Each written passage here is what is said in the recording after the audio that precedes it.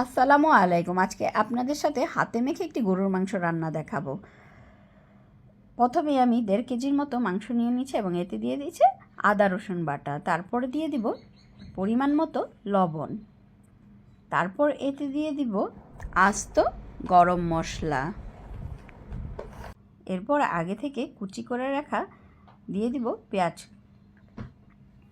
পেঁয়াজ কুচি দেওয়ার পরে আমি এতে হালকা হালকা মশলা দিব, কারণ আমি আজকে এই রেসিপিটা একটি প্যাকেটের মশলা দিয়ে রান্না করব।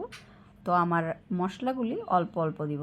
আমি প্রথমে দিয়ে দিলাম নবান্নর হলুদ গুঁড়া মশলা থেকে সামান্য হলুদের গুঁড়া। তারপরে দিয়ে দিব নবান্ন মশলার সামান্য ধনিয়ার গুঁড়া। তারপরে দিয়ে দিব সামান্য পরিমাণ মরিচের গুঁড়া। তারপরে দিয়ে দিব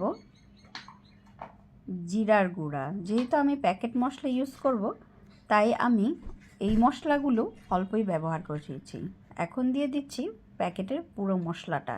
তারপরে দিয়ে দিলাম নবান্নর সরিষার তেল।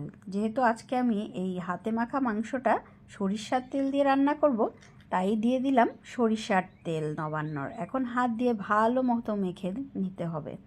হাতে মাখার মাংসটা হাত দিয়ে ভালো মতো মাখতে হবে এবং মাখার পর কিছুক্ষণ রেখে দিতে হবে।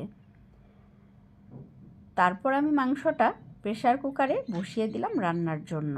প্রেসার কুকারে রান্না করলেও আমি কিন্তু ভালোভাবে আগে মাংসটা একটু কষিয়ে নিয়েছি।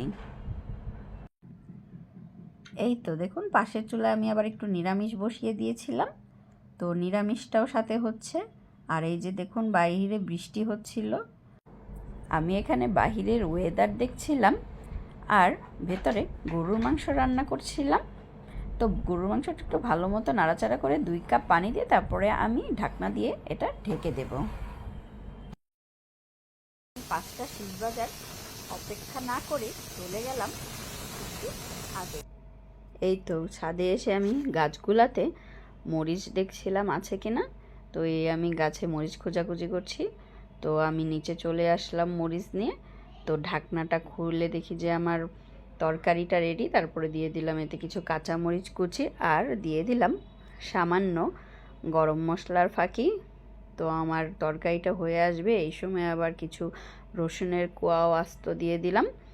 তো রসুনের কোয়া দিয়ে হালকা মিডিয়াম আঁচে কিছুক্ষণ রেখে দিয়েছিলাম। রাখার পরেই তো আমার তরকারির ফাইনাল লুক হয়ে গেছে আমার তরকারি। এবার খাবারের পালা।